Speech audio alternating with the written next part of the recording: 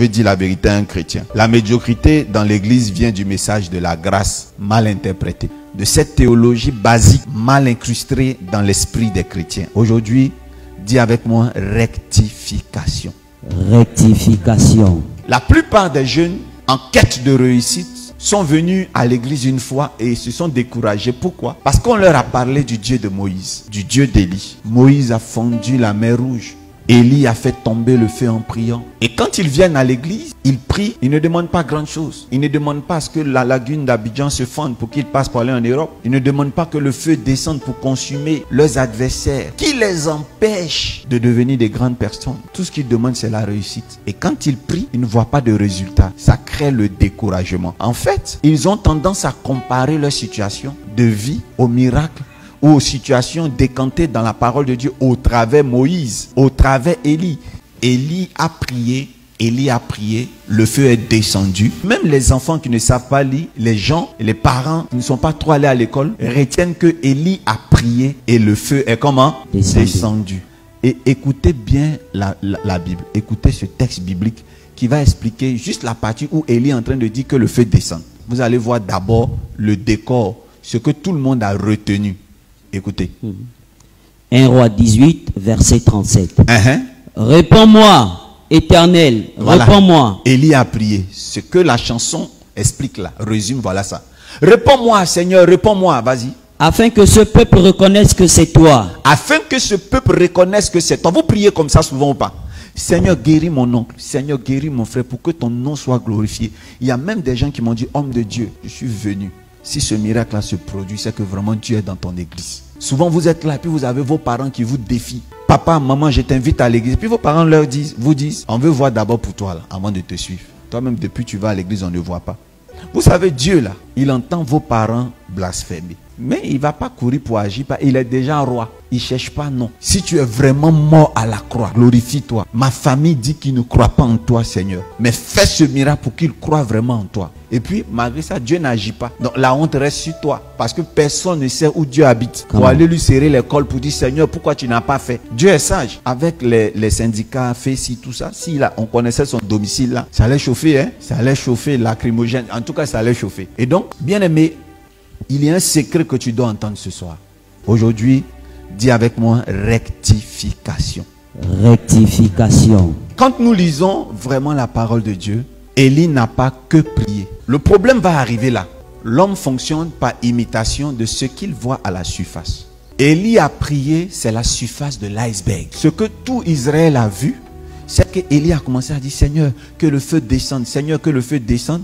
En fait, Élie a prié en public en disant, Seigneur, fais descendre le feu. Mais je vous dis la vérité, je vous demande pardon.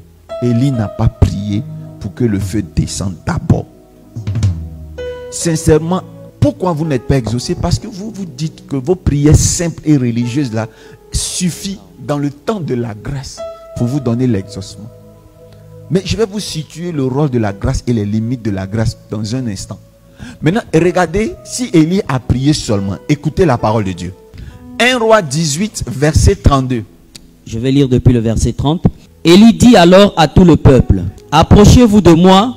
Tout le peuple s'approcha de lui et Élie rétablit l'autel de l'Éternel qui avait été renversé.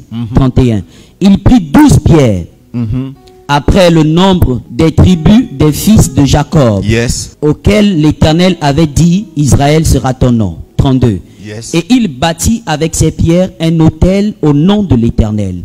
Il fit autour de l'autel un fossé de la capacité de 2 mesures de semences. Il arrangea le bois, coupa le taureau par le morceau et le plaça sur le bois. Puis il dit, remplissez d'eau 4 cruches et versez-les sur l'holocauste et sur le bois. Il dit, faites-le une seconde fois. Et ils le firent une seconde fois. Il dit, faites-le une troisième fois. Et ils le firent une troisième fois. 35. L'eau coula autour de l'autel et l'on remplit aussi d'eau le fossé. 36.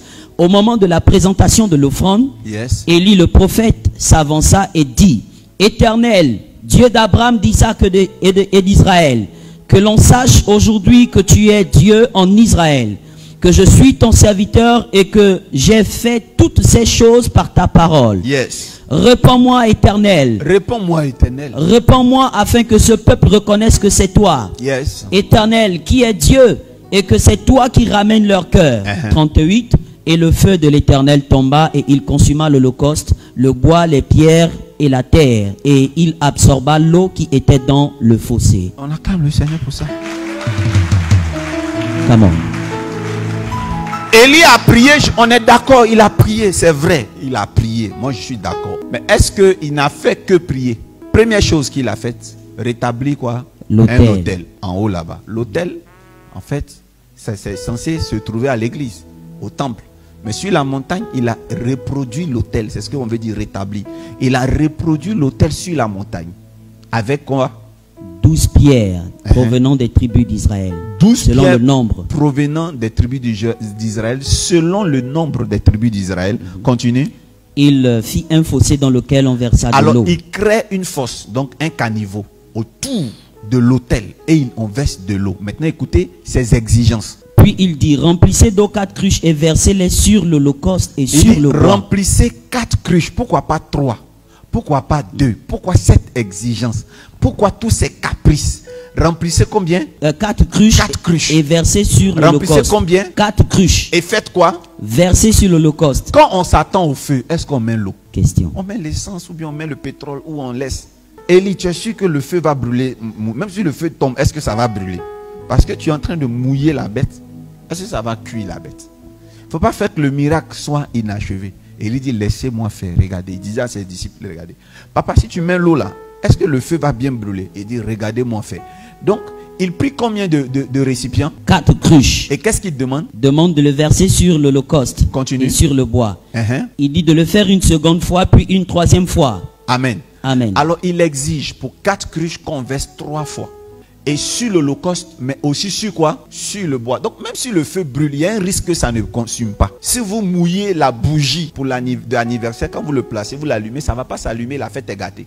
Mais pourquoi il mouille? Parce que les gens ne comprennent pas, ce n'est pas scientifique, c'est mystique. Le chiffre 4, c'est le chiffre des 4 points cardinaux. Chez nous, c'est le chiffre des 4 points cardinaux, des 4 éléments. Yes. Terre, eau, vent, feu. Come on. Il prend dedans de l'eau et il demande qu'on verse 3 fois. Le tempo 3. Ici, il y a une numérologie qu'on appelle la numérologie prophétique. Yes. Il s'est débrouillé pour commencer. Il s'est débrouillé avec le chiffre de l'alliance de Dieu qui est 12 du peuple d'Israël. 12 pierres, 4 éléments et 3. Donc on a 12 et 7. C'est-à-dire 4 cruches plus 3 cailloux. Ça fait le chiffre 7. Le chiffre de la perfection. Alléluia. Et 3 cruches plus 3, 4 cruches plus 3 versé 3 fois. Il demande d'abord 3 fois au départ. Pour commencer. Et ensuite, verset 36. Au moment de la présentation de l'offrande. Et au moment de la présentation de l'offrande, le prophète s'avança et dit. Il attend. C'est-à-dire, malgré ce qu'il a fait, lui, il attendait 1 heure. Au moment de la présentation de l'offrande. Il n'a pas choisi n'importe quel moment. Quand vous voulez être exaucé, vous devez savoir choisir le temps et le moment. Et qu'est-ce qui va se passer? Il pria et dit. Et c'est là qu'il prie maintenant. Vous voyez, donc avant de prier, il a d'abord posé des actes. Il n'a pas seulement que posé des actes, il a profité d'une occasion, mais de l'heure des offrandes. Vous savez, certains miracles arrivent quand vous savez saisir l'heure, le temps, l'opportunité.